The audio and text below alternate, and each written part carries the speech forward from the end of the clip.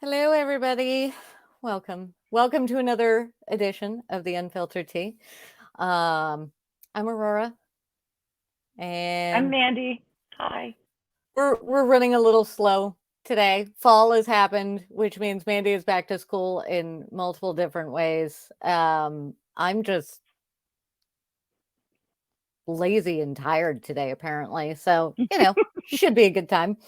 Um, I do have good news though. At some point, when I get everything figured out, what I am going to do is I'm going to build a playlist of everything we've done so far and move it over to podcasts so that when YouTube does it, it can be in the podcast thing. So you can just listen to it and not have to have it on your screen and not have to have that up. So that is on my list because that is technology I can handle.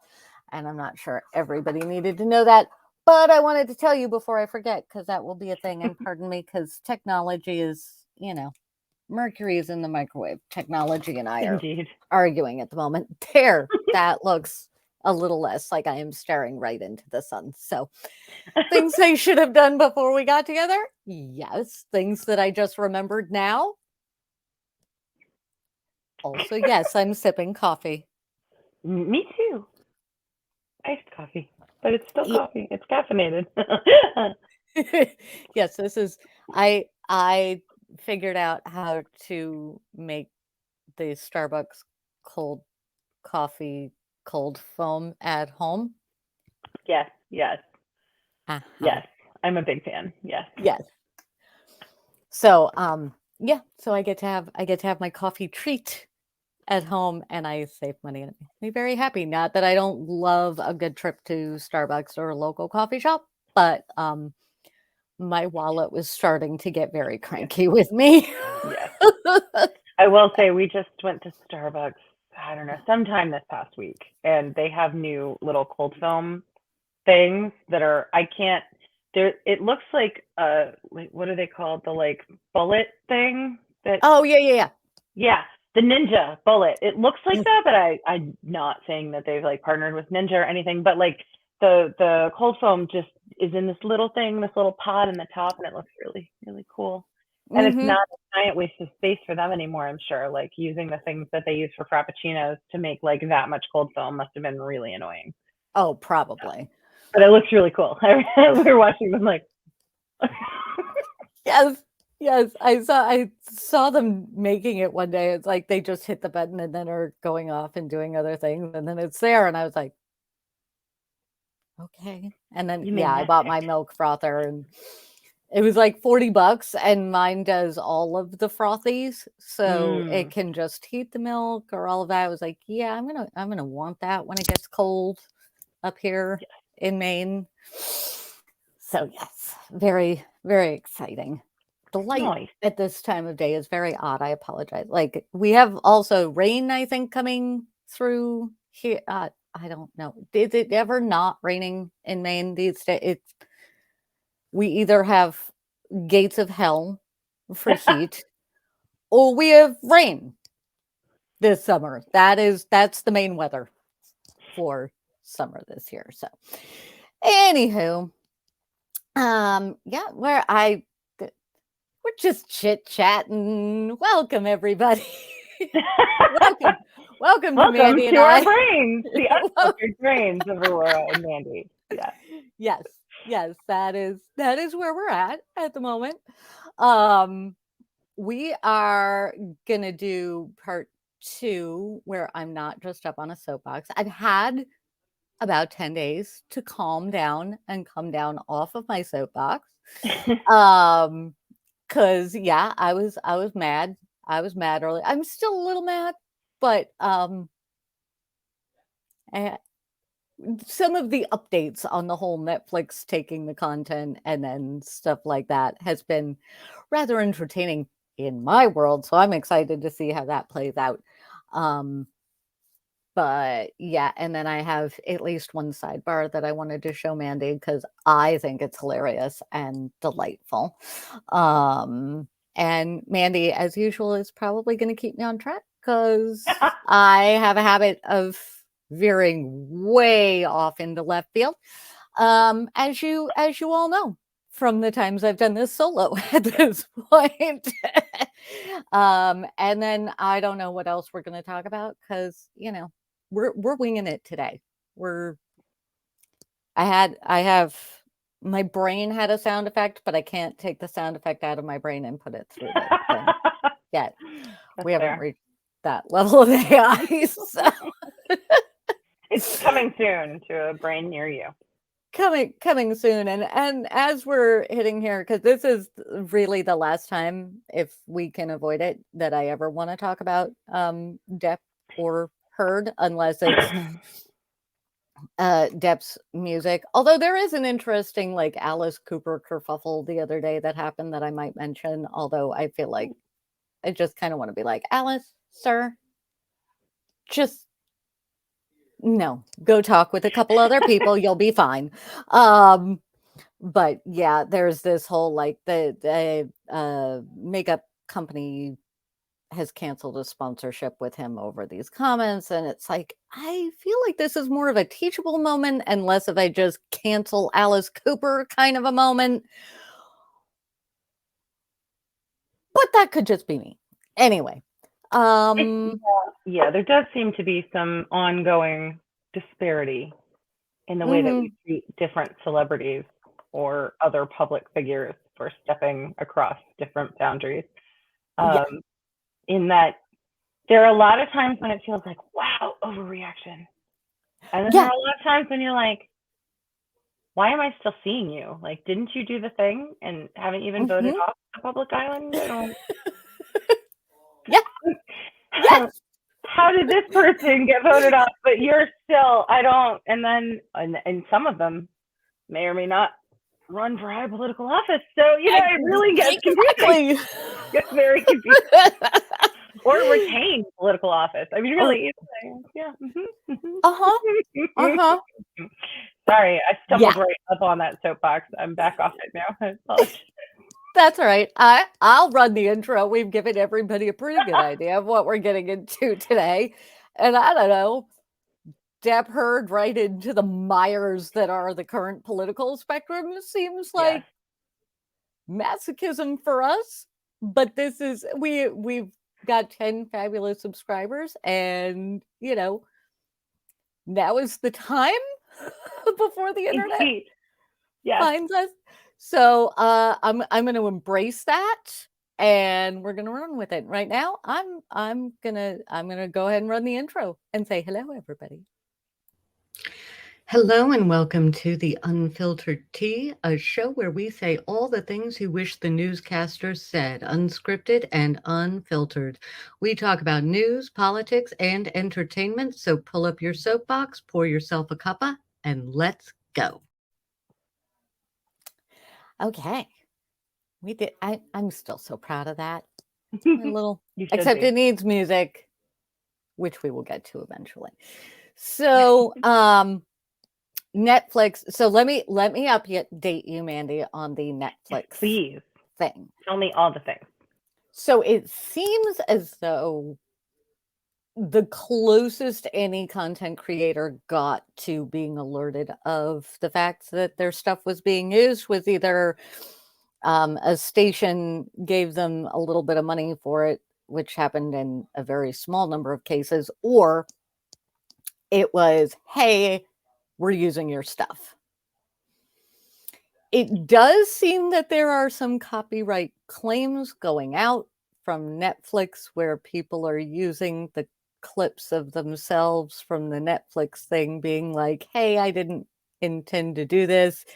And Netflix is then copyright striking that, or copy claiming. I don't know if it's a strike or a claim.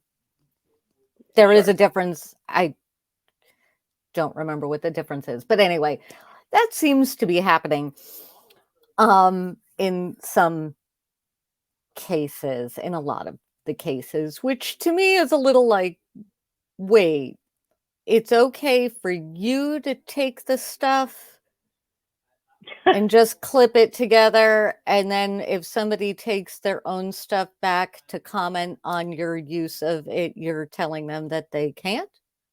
Yeah, that doesn't make sense. And when most of the folks that you're doing this to are content creators and attorneys, I mean, I hope Netflix's attorneys know that this is happening and have some idea what they're doing. Is all I can say for Netflix, because dangerous territory for sure. Yeah.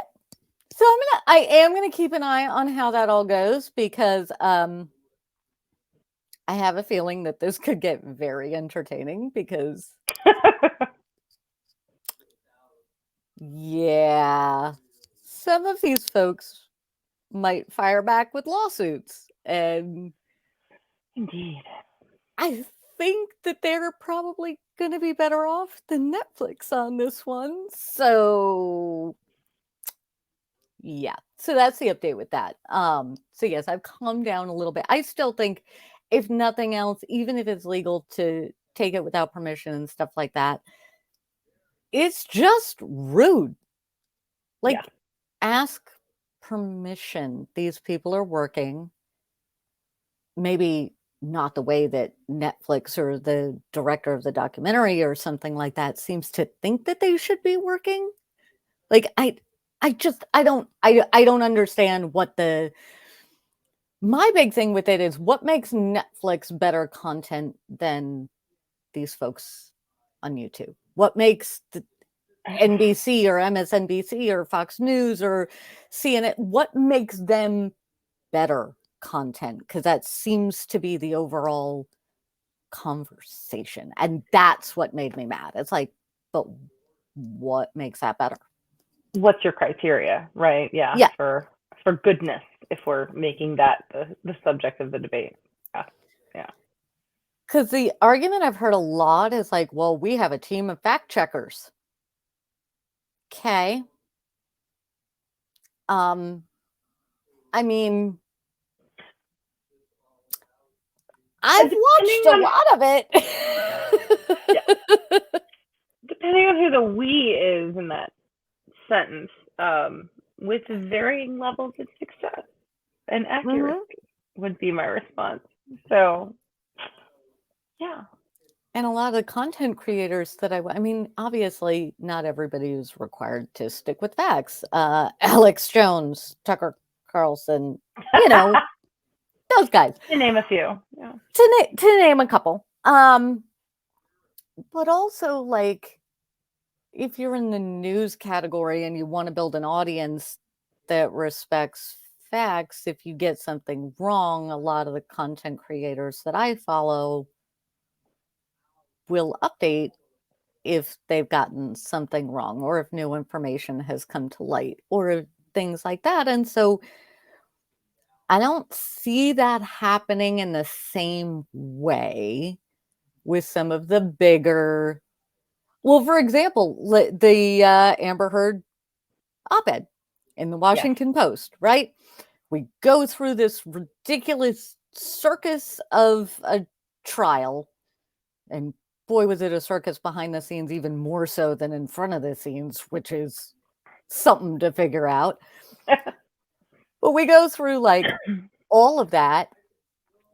It has, through a court of law, come to the, yes, she absolutely defamed him, things in this article or whatever. And the correction is a little footnote at the very bottom of the article, which they have still left up. That's like, court of law says that this is technically defamatory, but we're just going to leave it here and back away slowly. Like,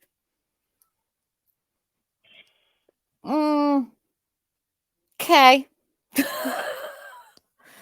Yeah. So, and I feel like some of the content creators that, make money by making content have it in their best interest. Maybe it's just me. Maybe it's just me thinking this, to own mistakes when they happen and build their audience that way. And then a lot of the communities that I see, it's actually community being built up. I mean, not like the Mr. Beast level creators. That's different, because they're so huge. It's just a different game altogether. But like the live streamers and stuff like that, there's a community. You see the same names in the chat, you recognize each other. And so it's a mutual respect between the audience and the creator that tends to get fostered in the communities that I have found. Whereas it doesn't feel like that is a primary goal of a lot of the major news organizations. No, and many of the news organizations, if not all, I mean, I haven't, in full disclosure, I haven't watched live televised news in a really long time, because it does, to me at least, seem, or did when last I watched it, to all be opinion-based reporting rather than fact-based reporting. So this whole fact checker notion, first of all, out the window. Second of all, Yes. it puts a huge burden on the viewer, or that's how I have felt about it. And I don't mean to just pick on video, what's the word I'm looking for? Television news. Right. I feel this way about news articles and all of those things too, but I always feel like there's a burden on me to try and figure out the truth of the claims in a given article, particularly like the crazier it sounds, the more I'm like, but is that this outlet's spin on a thing that happened that wasn't actually that? So yeah, and I think what really bothers me is I watch people taking each other down on social media and in real life on occasion, because the news that this person heard or believes is different from the news that this person believes. And I don't know how anybody believes anything at this point. So I'm just like, I don't understand how you're so entrenched in whatever your news outlet is that you believe that this person over here who's so entrenched, I also don't know why, in whatever their news, like, but you both think the other one is a complete moron. And I just think everybody's confused. I've started with television news, like when I go to television news, or even some stuff with print, I look and see who the reporter is, and do they routinely create content with that respect of the audience in play. And if they do, I'll use two examples for mainstream television news. Alex Wagner on MSNBC. I started watching her when she was on The Circus on Showtime, which is a great show. And I like the different groups on there, and I yell at them very randomly from, the couch. I do yell at them from time to time, but it's not as often. And so with Alex Wagner, I feel like she comes across as somebody who is pro fact, but also with the respect of the audience of, I'm going to make their life easier by presenting the facts as I have them, while letting you know her opinion, but not, I mean, we all have opinions. Our opinions all taint how we view things and how we put things out. But owning that and being, I don't feel like it can taint the facts in the reporting, if that makes sense. If you're like, here is my bias, this is what I'm looking at, here's the lens that I am viewing these facts through, doesn't ultimately change the facts. And so I don't mind that in reporting. I don't need I am going to just issue facts and not explain anything to you in that way. But also I think if everybody can agree on those facts, and that's sort of a whole different conversation, is what is facts these days. Yes, because, very true, very true. But Alex Wagner definitely has that content creator sort of more personal approach. And even as she's delivering the news, Chris Hayes to a certain extent as well. Same thing. Chris Hayes is more like, here is my opinion, here are the facts, do with this what you will. And I don't mind that at all. Like, he does put his opinion in, but he separates opinion versus fact and how he came to that opinion based on fact. And Anderson Cooper, and that about covers it. Yeah. Because everybody else, I don't get the same feeling of respect when they're delivering the news for their audience. It definitely comes across as this, I know better than you. And I don't care if you're talking right wing or left wing, does not matter. Like across the board. Across the board. So yeah, it's an interesting thing. I kind of like the democratization of the. So I hesitate to call YouTube just straight social media. Sure. Because it's different. Like it is, but I'm losing my thought. I apologize. My brain is like trying to explain a thing and I'm doing it badly, and then my brain buffers. So I'm gonna let my brain buffer for a minute, and I'm gonna sip coffee, and yeah. Yeah, no, I mean YouTube is it's social media content, if that makes sense. It's because I don't at least see a lot of direct interaction on YouTube. It's more about content delivery. So yeah, social media content, social content, social content media. I'm gonna stop now. Content media, you got it. It's content media. We're gonna go with that. I like that. Content media. So and ultimately, that's a very long-winded way of me saying to the big guys, stop attacking where you're getting breaking news stories from, because you can't tell me you're not getting breaking news stories from YouTube and social and Instagram and some social media still, and Twitter, X, whatever that is these days. But you're still getting these, you're getting big stories from these platforms. Stop attacking the platform as a platform and stop attacking the people that, if you like their reporting that much, offer them a job. Yeah. Rather than acting like you're better than them. What makes you better than them? You don't know what they went to school for. You don't know if they have a journalism degree. You don't know if they even need one. Maybe they're a better journalist than you are. Just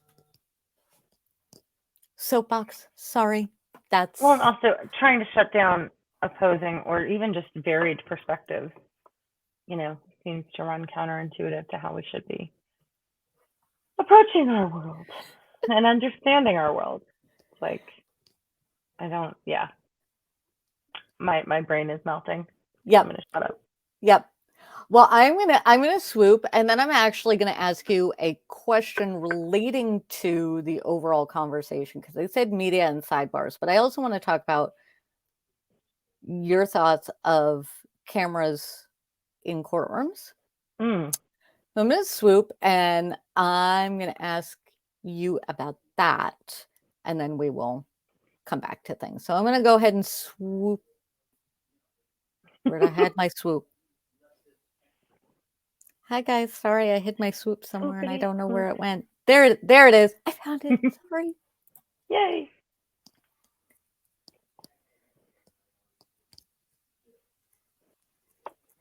Okay. I'm making a note of something over on the side there. So one of the fascinating things with Depp Heard is, I mean, that was the first time in my memory since the O.J. Simpson trial where we had full court camera access in a way that the O.J. Simpson trial was brand new with. Like O.J. Simpson, the O.J. Simpson trial launched Court TV and HLN and all of these other networks where if you're at home and have cable news, you can watch these things when they're happening if there's court cameras in the courtroom. But then with Depp Heard, because it was a pooled camera, boom, it was everywhere online. So you could watch it, you could do what I did, which is watch it in real time with no commentary. Oddly enough, I found all the commentary late in the day where I was rewatching certain things or I wanted certain commentary. But when I was actually watching the trial, it was just the trial because I just wanted, because of what happened with OJ when I was a teenager, and I watched that in civics class, which was impressive. I think it was just that my history teacher wanted to see how that played out. Probably, yeah. Much less replay capability back then too, or immediate replay. So, but it was also fascinating because it was like, you need to know as American citizens how the justice system works. So we're going to watch this trial and we're going to discuss it. And that's what we did. And it was interesting because as a jury, by the end of it, we were split. We would have been a hung jury or it would have been a mistrial had you dealt with this group of us. Which I find interesting. But then flash forward to Depp Heard, and it's a civil trial. So ultimately, it's not unlike the Simpson case. It was a criminal trial. There are criminal statutes that you have to meet. It's civil law, so it's completely different. And this is something that we have not been seeing. Court TV was not focusing on civil law. You can see the Jodi Arias or the Casey Anthony, or I'm trying to think of any of the other high profile trials, right? Right. But nobody's like following the Britney Spears conservatorship lawsuit and things like that. You're not finding those in there. So my question to you, Mandy, that I am very pro cameras in the courtroom. I mean, within certain rules and guidelines. Sure. I think the jury should always be off camera, and doxing just in general is bad. Don't do it. Don't dox people. Don't swat people. Don't. It's rude. Everybody is a human being that has something going on in their lives, even the worst of the worst. So just don't. And I think that if we're going to pay juries, 27 cents and a bagel to show up and do however long it takes to decide these things on very detailed and confusing merits and rules, be extra kind to them. But otherwise, I think when the public can see how everything is playing out, when people can see what evidence is coming in, what's staying out, and later find out why, I think it does all of us a service, a public service. And I would suspect that it might encourage more fair and impartial jurors. But this is a debate currently raging in a courtroom in Idaho right now.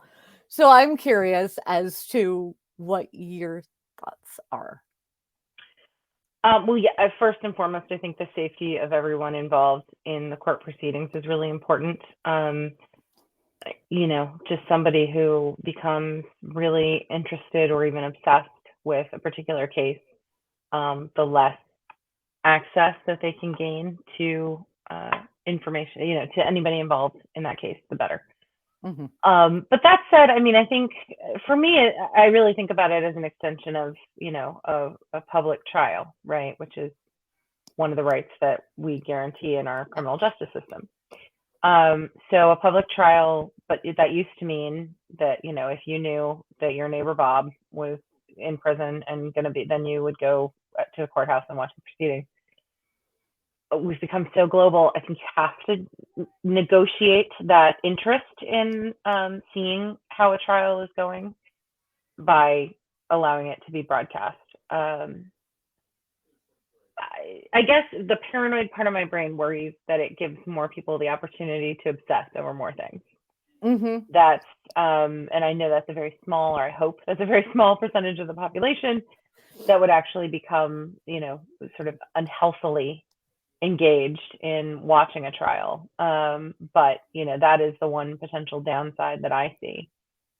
But I think the fact that trials are public does keep people more honest too. It's not, it just goes behind closed doors and we have to trust the criminal justice system to do what's right. It's, everybody can see. Court filings are public. I was going to say court pilings are public. I mean, that too. Yeah, exactly. But all of, so there's this transparency, right? That hopefully, I certainly believe is at least intended to keep people honest or exposed when they're not being honest. At the same time, I mean, I think, my opinion in this particular case, that a lot of what we saw was just how messy both of the lives being examined really have been. And that's not always fun. And I'm sure not fun to know that you're not just exposing that to the court, but to the world, on both sides. Has to be really uncomfortable. Yeah, I'm not sure I gave you an answer. I sort of gave you a lot of random thoughts, but that's what I have on the subject. So.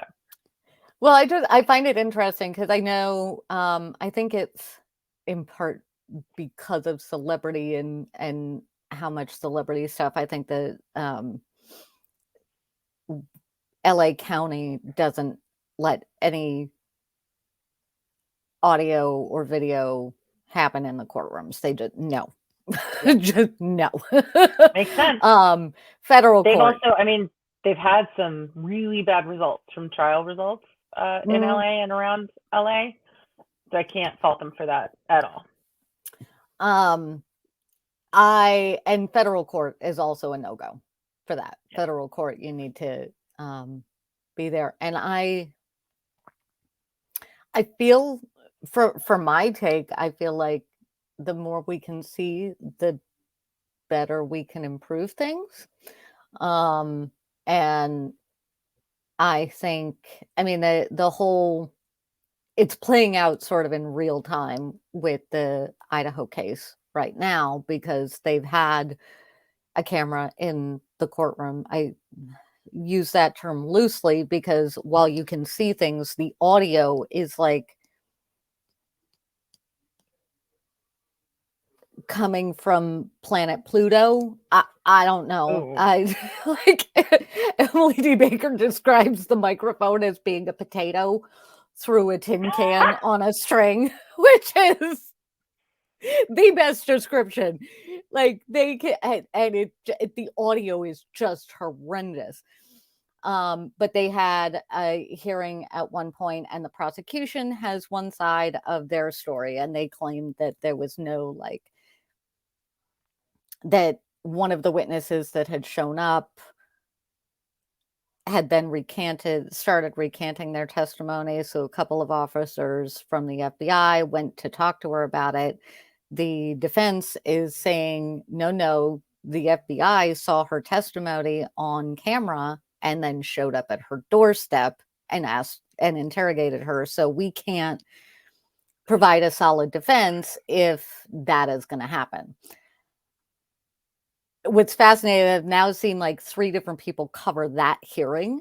And it's interesting to see, like, all attorneys, all part of law too, right? And where their assumption lies. All of them are like, we need to wait for the facts. So I'm going to start by saying none of them have said my thought on this is correct. But it's interesting that our own biases play into that, right? So my immediate reaction is, well, that's not okay. Yeah, defense is right. They better have body cam footage and be prepared to have the body cam footage with the explanation as to why they showed up there. And one of the other folks talking about it was like, this is something we would never hear about if we didn't have cameras in the courtroom. So we would just be making assumptions as to why this happened or why this got pushed back, or we would see a headline but not actually be able to see it. And so it is pro cameras in the courtroom, because even though the defense is like, hey, we can't put on a fair defense, also, if that's the thing happening, we can see it because there's cameras. So it's, I don't know. I think humans have a very, nope, I lost that thought. I lost how to say it. I have the thought. I lost how to say it. Humans, how to put this delicately? Nope, I can't. Incoming swears. Humans fuck shit up Yes. very quickly. And you can take something that is very good and then we can use it for evil. Like, I don't know how we do it. It's the good omens problem. Humans come up with the worst things that not even a demon can create to do to other humans.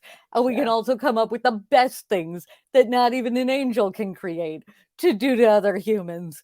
And the rest of us just sit there and laugh or cry or whatever. But I am pro transparency in a lot of ways, but I also think we need to maybe change our culture a little bit more and not be so ready to attack folks we don't agree with. Yes. Yes. I mean, I can't help but flash back to Casey Anthony coverage. Because, and there were definitely many days when I wished there weren't cameras in the courtroom. Because the amount of time that we spent analyzing every sidelong glance, every breath that, was taken in that courtroom. And that's, I think, where you get into dangerous territory is that same, here's my opinion about what happened. Yeah. So yeah, I lived with you. Well, I mean, not lived with you, but I was alongside you while you were listening to and watching so much of the Depp Heard trial. And there were days when I would be like, well, maybe I couldn't even figure out, I'm stupid. Hi, it's me. I'm the problem. I could not even find YouTube videos or any other mechanism to watch it live. I couldn't figure out how to get the day that I wanted on YouTube. Like, I'd be searching for a specific day and it would give me a different day, 97 results for a different day, not the day I was right. So, and I, at the time, was, actually driving past that courthouse by a bit, still, like, on a regular basis. And still was not, so I didn't have a life that allowed me to spend a lot of time digging into that and finding good sources and all, so it is a double-edged sword, right? Yeah. You've got, like, hopefully being recorded breeds some kind of, I don't want to say integrity because that's too strong of a word, but it, helps to keep the people in the courtroom honest. Hopefully that's true. Whether it gets that honest view to the people outside the courthouse is a much more complicated question, I think. I would agree with that. And I would say, I would put a caveat on, as much as I love to see the sidebars, to see the side conversations, to see the stuff where the jury isn't in the room. If we were to, like with criminal cases, right? Let's say with Idaho, we come up with a compromise. And the compromise is the public can only see what the jury sees. And even with that, certain photos and things like that in criminal cases should never be published online, ever, for any reason. Nobody needs to see that. You do not know. But I can see having that balance where you can keep some of the in-court proceedings just to documents and things like that. And then people can see what the jury sees. And I think that would, I feel like it might help people not just try and get off of juries. Like, or encourage them to do juries. Not, when I say them, I mean like human beings and their thought of jury duty in this country. What I've encountered is most people are like, no, I don't want to get, it's complicated. You have to put your entire life on hold for God knows how long. Yeah. And heaven help you if you're on a grand jury. Oh yeah. Because that's like months, depending on the jurisdiction. And then you wind up, can you imagine the folks on the grand jury in the Southern District of New York or the grand jury in Georgia right now? Yeah. They're probably like, when I'm done, I'm just gonna go hide. I'm moving. I'm moving. Yeah. Moving away. While we're talking about the tea that I love, but I also feel like we could do without in at least criminal proceedings. Sidebars. The Yes. sidebars Okay, are so available. first, you got to tell everybody what the heck a sidebar is. Start there. Okay. Correct me if I need correcting. The sidebars are outside the presence of the jury, i.e., the jury can't hear what's going on.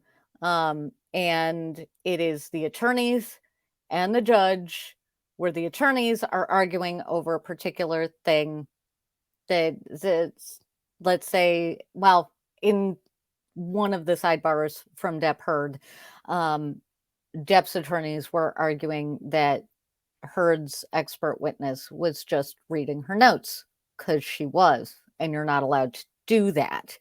And so there's like 40 sidebars of the attorneys going back and forth after objections going, no, she is reading. And Heard's attorneys going, but she's the expert. She needs her notes. Depp's attorneys going, no, she doesn't. So basically, it is the attorneys are going to the judge going, Mom, make them stop doing the thing. And the other one is going, you said I could do the thing. And the judge has to be like, no. I side with them today. You go back home. So that's a terrible explanation. But yeah, basically it's the attorneys are siblings arguing over something, and judge's mom who has to set the rules down. Nice. Is how I get it, is how I understand it. Keeping in mind, I am not an attorney. I am just, I hear them walking through the building from time to time. I'm just fascinated by this stuff. So this is one of the ones that I wanted to go over with you, Mandy, who had just disappeared, but that's okay. So I wanted to go over this one with Mandy because this was the start of a day in court. What day was this? This was day 15. So weirdly, I think for this trial, it was very early on in the day. And so it starts with everybody coming in, and it starts with the court, aka the judge, going, all right, good morning. If I could have counsel approach for a moment, please. That's not a good sign. When the day starts with the judge saying, get over here, that is mom has pulled the car over to the side of the road and has some words for the attorneys. And the court starts with this new PR guy. I don't know who he is, but he just came through the back, and he was extremely disrespectful to my sheriffs, to my captain, to my lieutenant. Very disrespectful because I told him he can't have his phone out. Don't break the rules. Don't break the rules in court. Don't make the judge mad. I feel like Yep. Don't make the judge mad and don't disrespect the court staff should be the number one rule of entering a courthouse. Agreed. But I mean, look at how much of the world doesn't respect anybody anywhere they go. So not surprising that gets disregarded on occasion. True. I'm working on bringing my camera back. My whole system rebooted, so I'm sorry if I was gone for a minute. I'm back. Oh, that's okay. Welcome back. All right, where was I? Yeah, one of the deputies said he saw him with his phone out. Very disrespectful. I don't want him coming back. Miss Barlow does not come through security. I thought I made myself very clear about that. She doesn't come through the back. Miss Barlow came in through the back with Miss Heard this morning. Also, it's a courthouse. Don't sneak people in that have been thrown out of the building. Seems rather a basic idea. Bad news. And then this being her answer. Oh, I didn't know. Really? Well, I love the court's answer to that. Yes, the court's answer. Court's answer. I don't care if you didn't know, Miss Bredehoff. This is your responsibility. From now on, only Miss Heard, her assistant, and the insurance attorney comes back to the back. Period. If it happens again, I won't have anyone come to the back. Understood? Now, keep in mind, going in through the back means that they didn't have to walk through the crowd of right 4,000 cameras and fans, and I don't care which side the fans were. Like, if you're Amber Heard, you're walking through mostly Johnny Depp fans, but that's because, most people were paying attention to the evidence, truly. But if the thing is nobody comes in through the back, that means everybody would have to walk through the front. And that is, welcome back. Hey. That would be a bad day. Not what you want. Yeah. Not what you want. Ms. Bredehoff, I completely understand, Your Honor. I apologize. The court, I don't know his name, but he's getting very close to getting kicked out of my courtroom. If you want to let everyone know right now, I'm very upset about that. No one disrespects my sheriffs. It's really nice to hear that. It is really nice to hear that.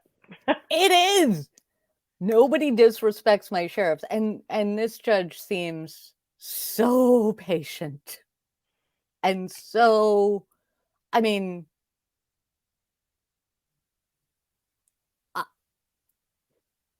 even her reaction when what's his face was vaping in his car during his testimony and then just drove off, and her reaction was like,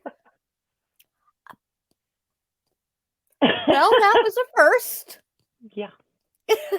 Like, for her to be this mad, I want to know what the PR guy did to the bailiffs. Yeah. Because any amount of disrespect is going to get a talking to. But I still want to know, what the heck did he actually do or say to these guys that they went, or that Judge A saw it and decided to admonish everybody? Because that's not where you want to start. No, not a good foot to get off on. But then it keeps going, because we can't just do. Now, if you're in this situation, the court has just been like, fix this now. My instinct is going to be to go take care of it first thing. Right. But Bredehoff doesn't do that. I totally agree. Do you want me to go talk to him now? Absolutely. Do we have anything else? Ms. Bredehoff. Yes. Every time I see okay in this line, all I can hear is, okay. Sure. I'm sure that's not how she said it. It's that way you talk to your house guest that's asking for the 9,000th thing you don't have in the house, right? Yeah. Sure. We can definitely. Okay. Yeah. We can look into that for you. Not a problem. No.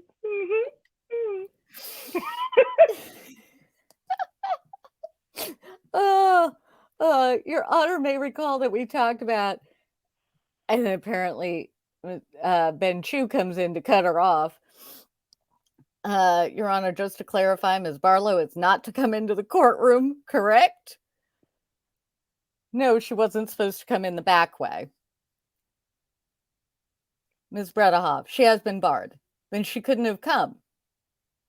Ms. Bredehoff, I'm with you completely, Your Honor. I completely understand where you're coming from. All right, thank you. So wait a minute. She's been barred from the courtroom. She snuck in with Amber.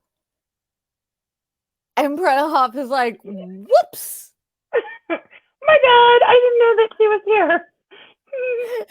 I didn't know she snuck in. Okay. We'll fix that eventually. All right. Thank you, Ms. Bredoff. So this is a rough transcript. Your Honor may remember Mr. Dennison said the witness had testified about IPV with prior relationships, and the actual testimony she gave, and I've highlighted them in all of your copies, is she's talking about personality disorder. She said, I'll let Your Honor read, her emotional instability.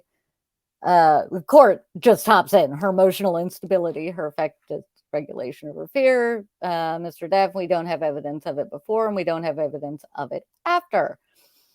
Ms. Bredoff, nothing about IPV. And then, Your Honor, I highlighted page 246. This is where it starts. This is what Mr. Dennison says. I think the witness just said that she saw no prior evidence of intimate partner violence. And then he argues that that implicates the prior arrest of Ms. Heard because the person involved, etc. The court. Okay. Exactly. Okay. And then he called about the notes, and Your Honor may recall, both Your Honor and I said, I don't recall her testifying that. Okay. Every time I read Elaine, my brain hurts. I'm sorry. And she didn't. And in fact, she mentions nothing of it in her disclosure. She did not testify to any of that. She did not. It doesn't come up in her deposition, in her 8-hour deposition. Okay. So I think that's incorrect. I don't think she's opened the door, and I don't think you can ask that question. Mr. Dennison, Your Honor, it is indirectly in her own notes, but with respect to the testimony, these are the symptoms that she has testified to relative to IPV. These are the emotional instability, dysregulation, fear of abandonment. These are all the symptoms she was talking about ad nauseum with the assistance of her notes. That is exactly what we're talking about. Oh, this must be Dawn Hughes and all of her notes. Yes. Yeah. Yep. You're reading Judge A beautifully.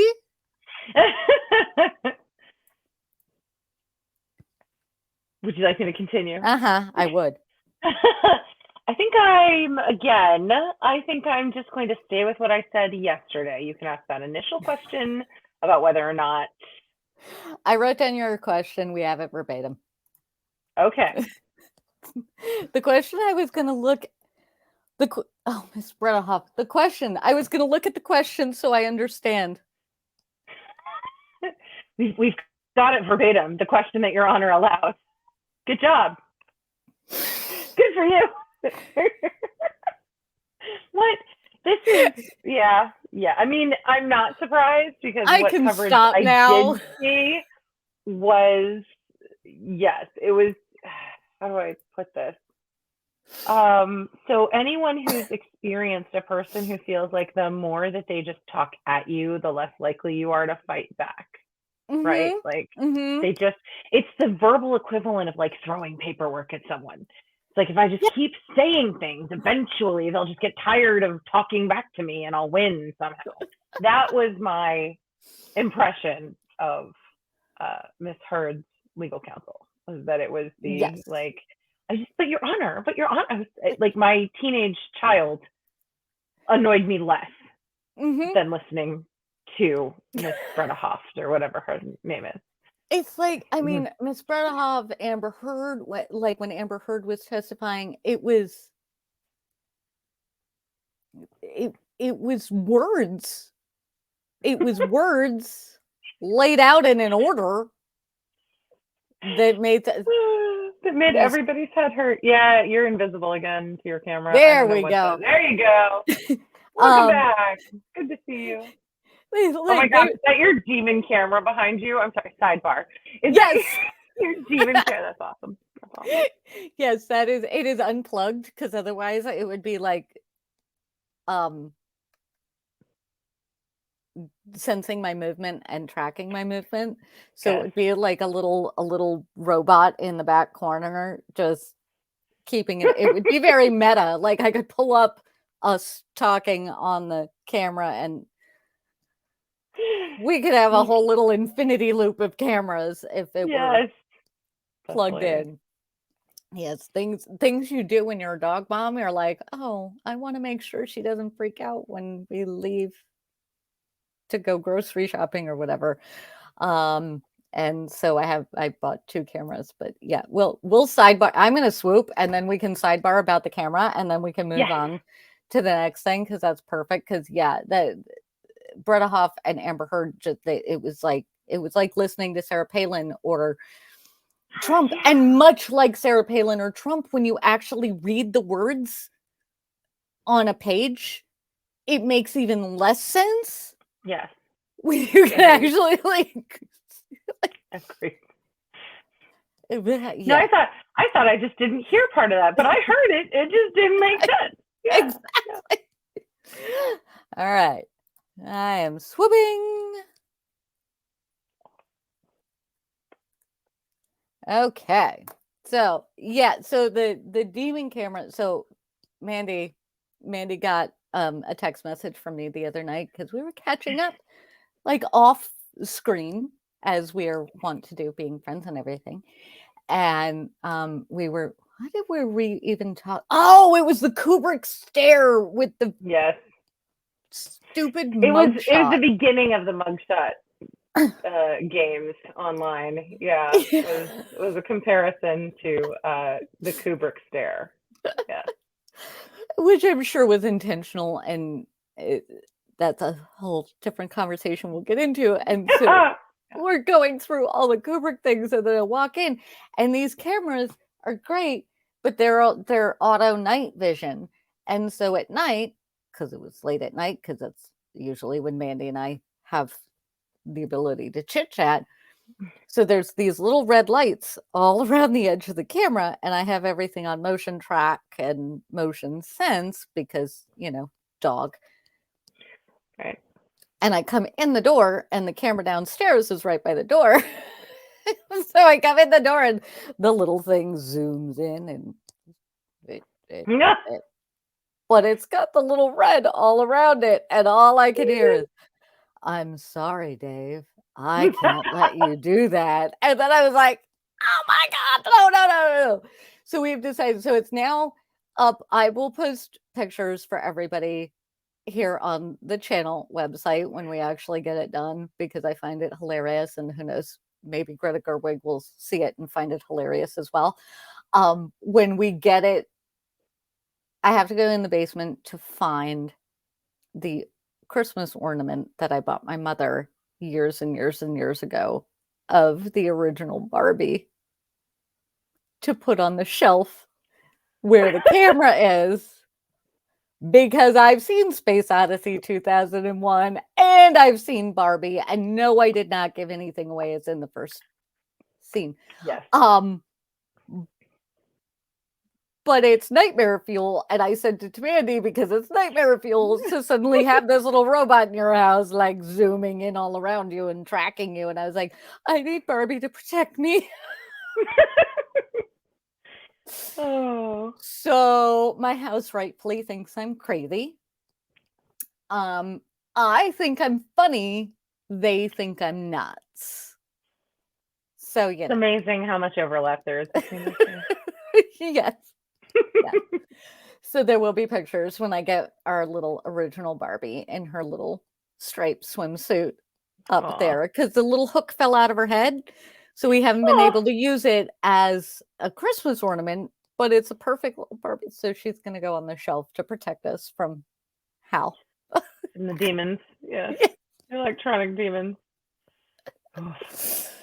Oh, and if you haven't figured it out by now, Mandy and I are both very like, we don't trust these things easily. I turn Siri off on all. I mean, I turn Siri off mostly because she's a bitch, but I turn Siri off on all of my devices and things like that because I don't ultimately I don't trust the ears at the other end of Exactly. the thing. Yeah. It's we've talked about this before, possibly even on this channel. But my feeling with any voice recognition technology is that you're intentionally opening up your microphone. Mm-hmm.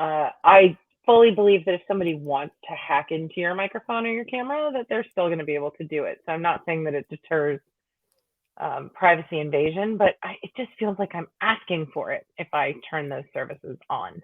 Mm-hmm. Mm-hmm. And I'm also a big proponent of covering up video cameras when I'm not using them, whether that means closing my laptop or having a little slider or whatever. I have not actually gotten to the point of doing that on my phone. I've considered it, but I haven't done it yet. But I do make sure that I'm not in a position where I'm on camera if the camera were on, because it would be Yep. too easy. Too easy. I've told you this story too, but I don't know if it was here. But when I was doing my MBA, which I did online, and it was all, this was, gosh, over 10 years ago now. And it was pretty Wow. cutting edge that the whole thing, although it was online, was done over video. So your Wow. classroom was a video, and everybody had their face on video in the class. So like a Zoom meeting, but 11 or so years ago. And one of our professors shared, so I won't name the person, and I hope that if they ever happen to stumble across this, they are not offended. But one of our professors shared that they had 2 classes in a particular evening, and that the only time they had to go running was between their 2 classes. So after the first class, they went and changed into their running clothes. They went for a run. They came back, and it was as they were changing back into their, going to be online for class now clothes, that they heard a voice say, "Professor, your camera is still on." I do not believe anything wildly inappropriate was actually seen. Like, I think the person said this as they were taking off. It was a male professor, as they were taking off a shirt or something. So it wasn't, but like clearly that was not what that professor had intended to do. So it just reinforced in my brain, like, let's not accidentally have that moment. All the COVID time when I was on Teams and Zoom meetings, I would always be very careful about, like, where is the camera? Is it really off? Can I close it? Can I do something? Yeah. Where are my blind spots? Yes. Uh-huh. Yes. Oh, yes. yeah. I am very I'm same. I do let the algorithm work for me to a certain extent. Like, I know which one of my friends leave their voice active stuff on because it is safer for driving. Totally understand that. Sure. So many of my friends have ADD, ADHD, that kind of thing. And so the being able to make the phone wake up and do a voice note or something like that, there's a lot of positives. So I don't want to knock it entirely. No. But nothing against people who do use it. It's my preference. Right. It's not, I don't think it's evil or anything. It's just my preference. Yeah. I hold off on those things also because, well, Siri just isn't the best intro. Her personality, let's be real. Her personality is not one that's like, hey, I want to chat with her. So yeah, so there's that, but I do make the algorithm work for me. And I'm sorry, my brain started buffering again. I'm gonna try something. So, ladies and gentlemen, you may see what is a bit of a weird cut. I'm not sure it will be a weird cut. We're gonna find out. This is welcome to Aurora Learns StreamYard technology on the fly. Sweet. And then when we come back, we will nope. Brain did the buffering thing again. I'm gonna go reboot my brain. So that's what we're gonna do. And hopefully, if I've done this right, when I come back, we're just gonna see a swoop and everything is right. So let's try the new feature on StreamYard and see how that goes. I did it, kinda. Yay!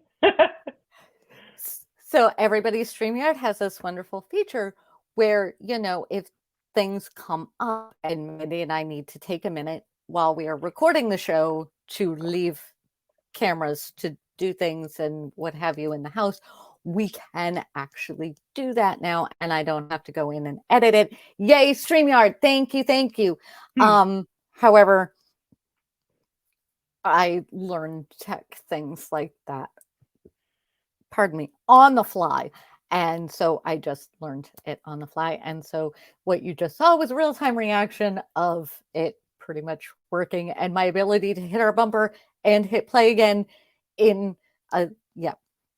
I get very unnecessarily proud of myself when I do something that seems like it should be really easy to do, but also is often not.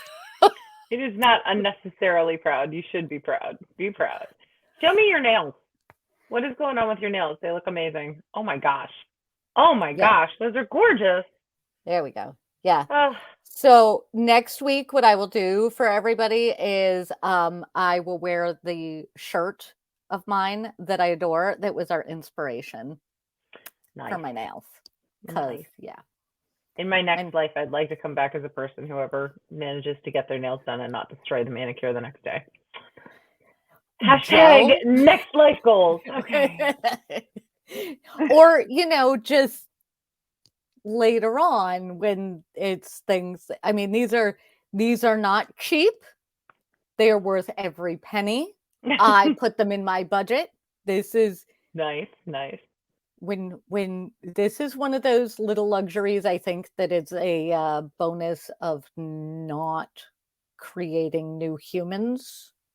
I think we're going to put this in the childless auntie bonus category of being able to do that. Not that moms can't do the manicure thing. If you do the manicure thing, it's just I know kids are expensive, and so Yeah, I've moved out of the there are all those memes about when my friends without kids say they're so tired.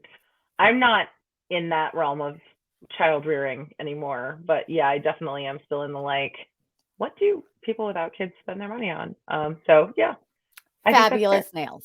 Well, it's also it's one of those times where for me to slow down and just not do anything other than basically chit chat with a friend. Yeah. You have to physically take away my ability to check on my phone or things like that. And so I get to wear fabulous little art pieces every few weeks. And I get that 2 hours where I can't answer my phone. I can't do those things.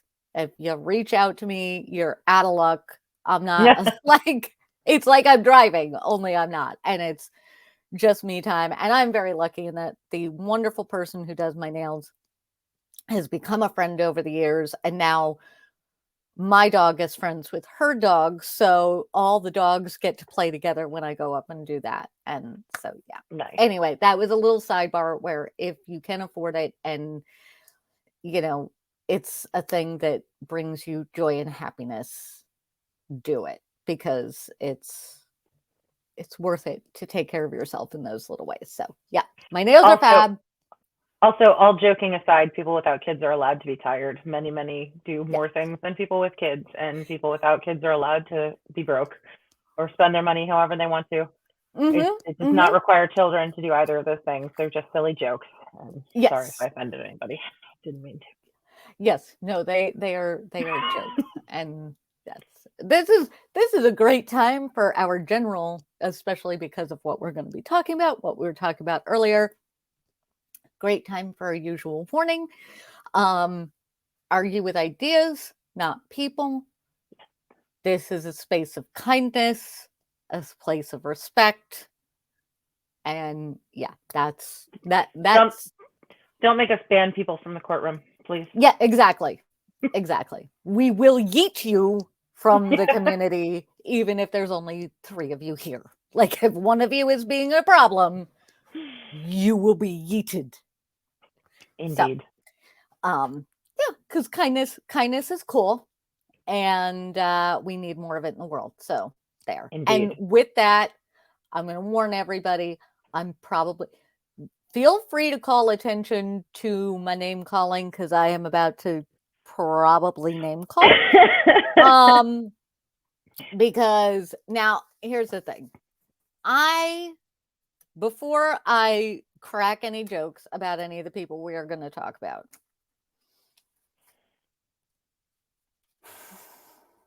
I believe that they have a place. I believe that they have the ability to run for whatever office they feel like running for. Part of running for public office in this country means we are then allowed to make fun of you. Indeed.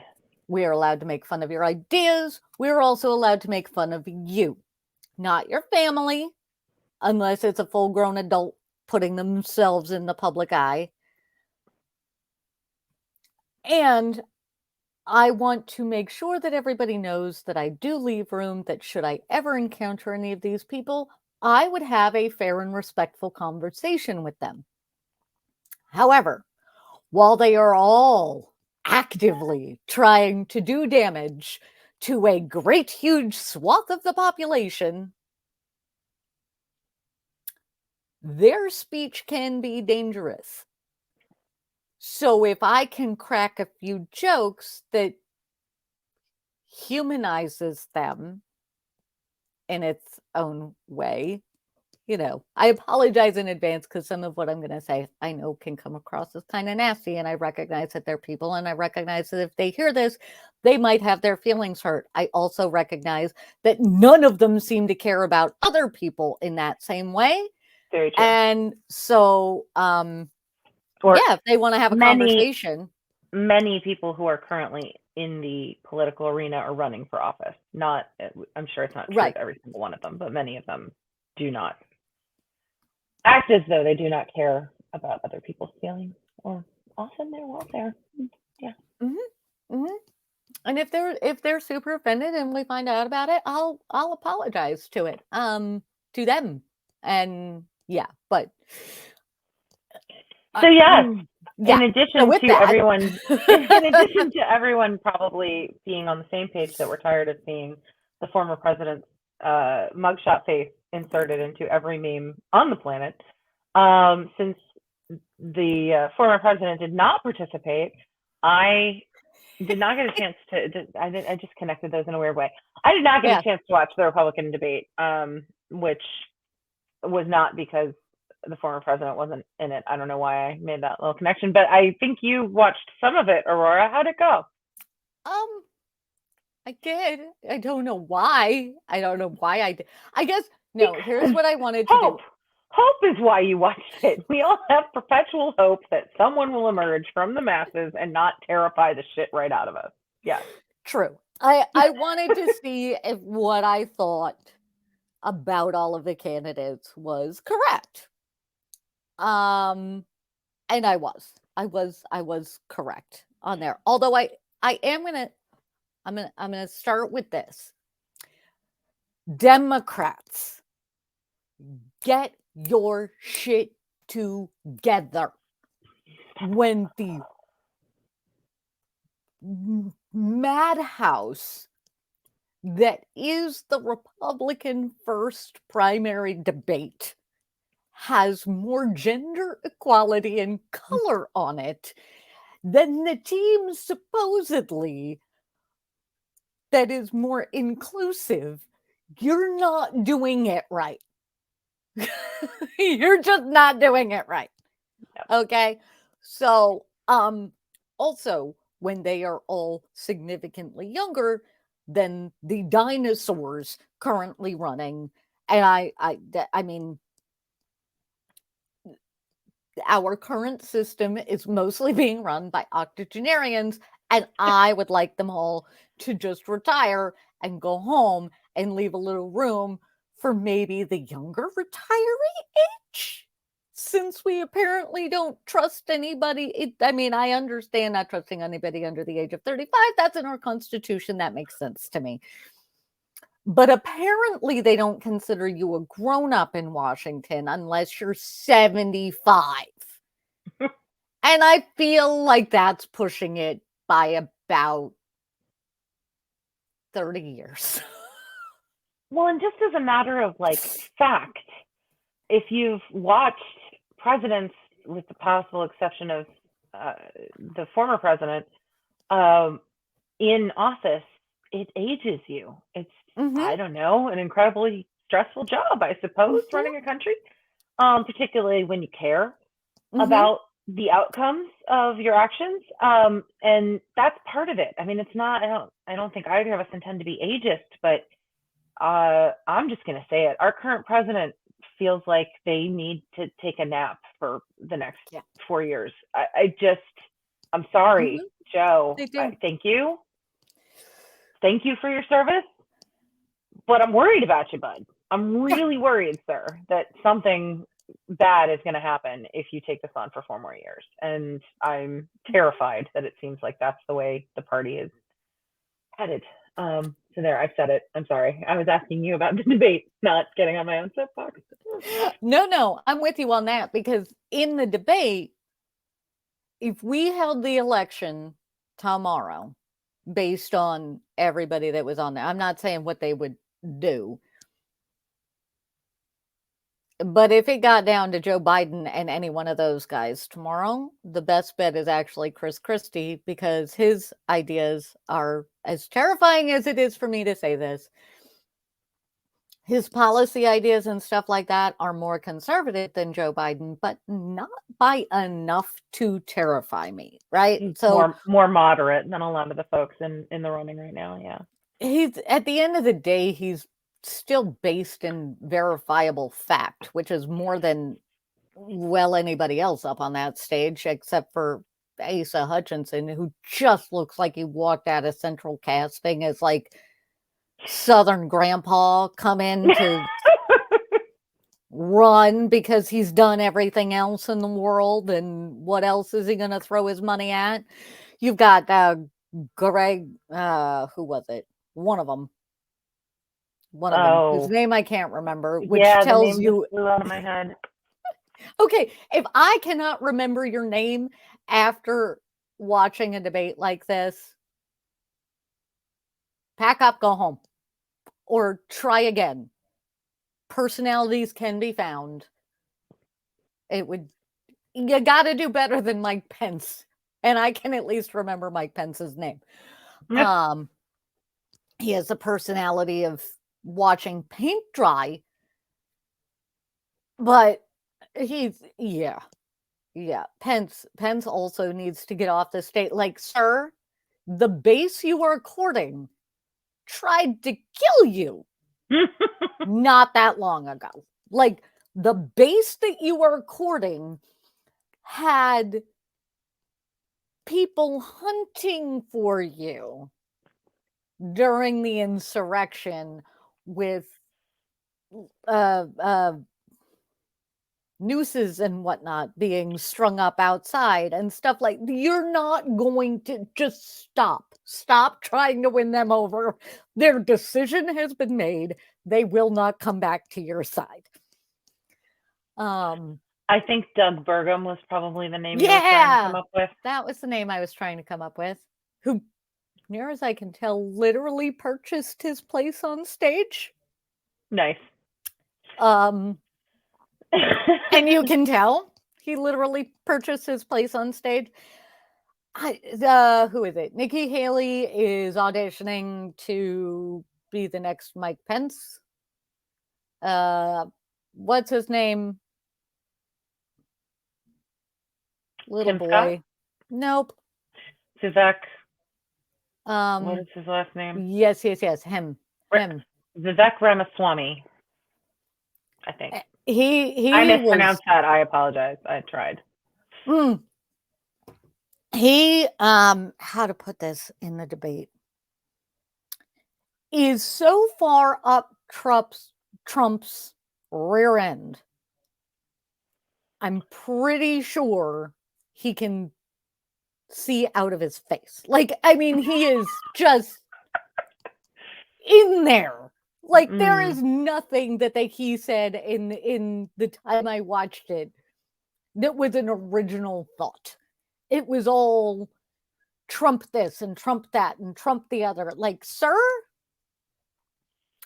I think you should check the brochure of the party you signed up for and the man that you are bowing down to, and then double check the mirror again, because you are not the person they are gonna elevate.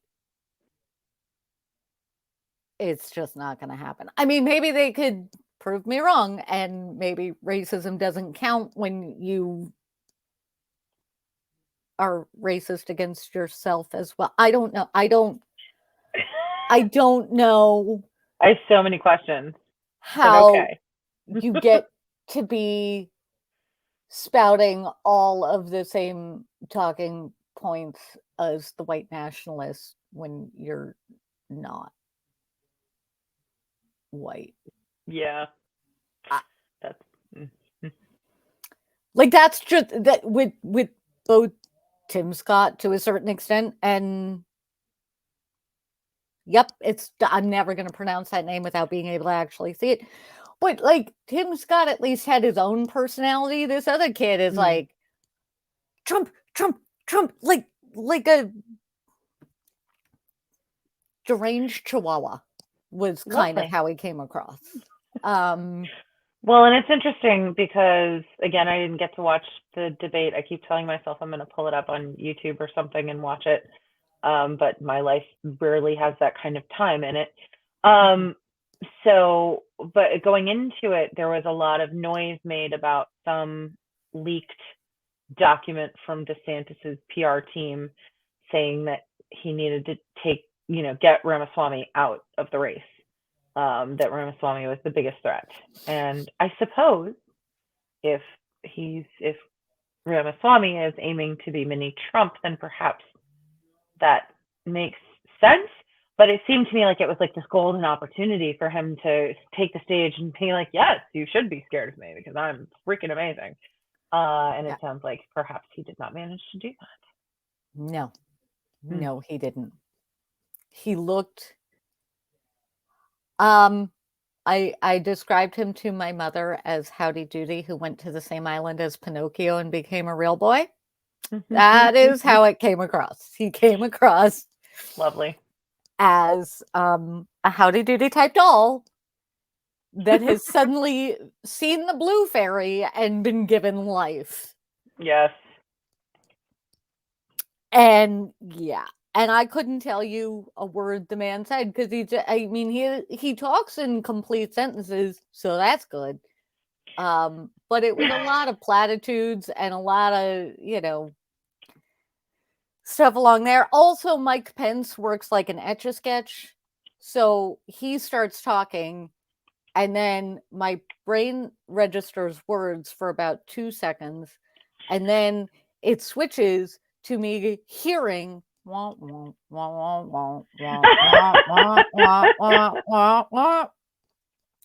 then by the time he's done saying whatever it is he's had to say, I have forgotten the last 5 minutes of my life because I don't know how he's done it. Mike Pence is like, he is the person, if paint drying was a personality, that is the personality he has walked in with. And I don't know how he does it. It's like, I mean, if you think of the Republican debate as a group of comic book supervillains, like a few of them are playing their part. Mike Pence is the guy that they turned into a character because they couldn't erase him from the page. And I don't mean that in an unaliving sense. I mean that in the man is impressively forgettable and yet is still on that stage. Yeah.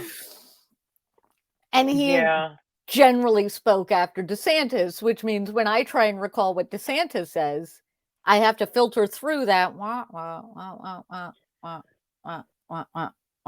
of Mike Pence speaking, and then I can't get there at all. Well, the Mike Pence thing makes me think of how I felt during the 2016 Republican debates about Jeb Bush, who Yes! as sort of the lowest key Bush that Mhm. I am aware of anyway, I think, patiently awaited his turn to, take a stab at, to take his shot, Yes. as you might say, and was not at all prepared for that to be the year when being somewhat normal would be a bad thing that you could be. I felt so bad for him in 2016 because he kept being like, every time he talked, I'd be like, yeah, you're pretty normal, and like, you make sense. I'm sort of here for this, but everybody else just was like, no, I'm sorry, that's not what we're going for this year. You must have missed the season announcement that we sent out. You are out of fashion, my friend.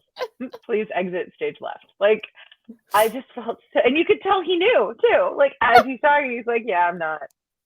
Yep. I'm just never time. 100%. Awesome. Which I will give Chris Christie this. Chris Christie watched, he was in the whole Jeb Bush thing. It lasted almost as long as Jeb did. Christie was like, yeah, you're gonna boo. That's right. I know y'all hate me. Here's the thing, though. Here's the facts. He just is so Jersey. It was like, yeah, I ran last time. That was before everybody lost their minds. Like, and then, boo, you hate Trump. And he's like, yeah, I do hate Trump at this point. He's also committed crimes enough that a grand jury is there to know he's not going to run for you. That's not going to happen. I'm not sure he can. We're here now. Boo. Yeah, you hate me. I was just like, I feel like he might outlast them all. Yes, I'm here for that. I don't know. I still have to watch the debate, but I really do. I wish that they'd put up a Democrat. Like, I wish we would actually have a Democrat primary. I do too. I do too. And I would like us to find, I know it exists. I know there are women in the Democratic Party that could and would run for president that are not as problematic as Hillary Clinton. And yes, she was problematic, that are not as stereotypical frou-frou whatever as what's her name that I've heard is running again. I block it out every time. What is it? Oh, I block it out. Is it Marilee something or other? She was in the primary last time. Yeah.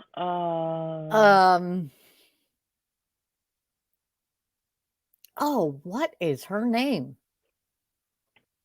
I don't know.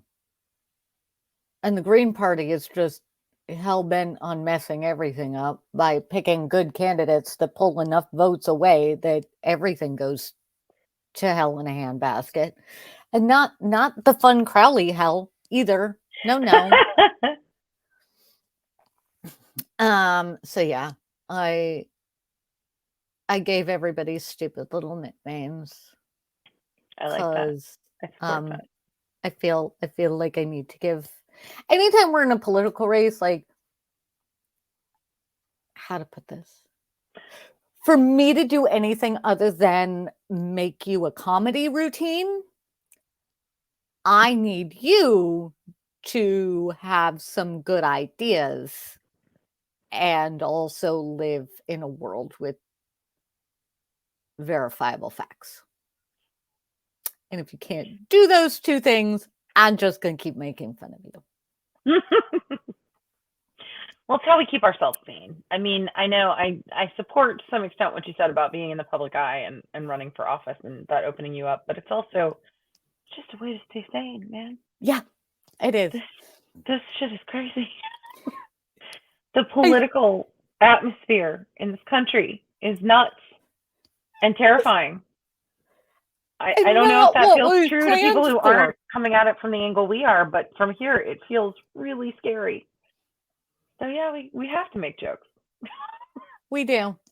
We do. So yeah, we have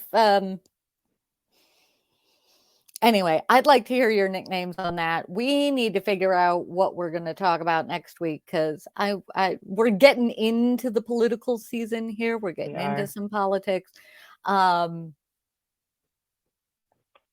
Sorry, buffering. I need a little thing that I just pulled up when my like brain loading. Yes. yes, I need a little loading sign. I will work on making one of those. I'm trying to wrap it up at this point because I'm looking at the time and I got to take care of the doggo. And, you know, at some point we should eat and stuff. But there's a lot of stuff happening right now. So, yeah, do all the YouTube things, please. And thank you. Like, we love it. Subscribe. Like, send us love notes. Yes. And ideas, things that you would like us to discuss, maybe movies. You know, things. Yeah. Tell us. Politics. Politics. What you got? Send it our way. We're here for it. Things that you need Aurora to do that then we can talk about later when I've been forced to do it. That's been kind of fun. Not in a Johnny Knoxville kind of way. I like me as I am. Oh, yeah. I realize that kids will not get that reference. But you know, we're going with it. Yeah. Which audiobooks? I mean, I don't know. I have thoughts. Mandy and I'll discuss it. I'm currently listening to a very fascinating audiobook right now that, again, is bringing up thoughts of fame and what we do to famous people and just seriously let them go grocery shopping, things like that. Anyway, this is not a coherent thought at all. Mercury is in the microwave. I'm going to blame that. I'm going to stop talking now and say do all the things, and we will see you next week. And bear with us for the next few weeks as Mandy and I figure out our new schedules because her new job and fall, and another friend of mine is getting married in a couple weeks. Yes. So there's a lot of stuff happening right now. So just bear with us. We will get back in it. And yep, I had a thought and it disappeared. So I'm going to do that. I'm going to turn it over to Mandy, or she can tell me just to run the outro. Thanks for sticking with us. Hope to see you again next week. And I think you're good to run the outro. I think we've taken enough of these good people's time. I think we have. Have a great week, everybody. We'll see you on the next one. Thanks for joining us for another episode of The Unfiltered Tea. Don't forget to hit that like button. If you have a story you want our unfiltered take on, go ahead and drop it in the comments.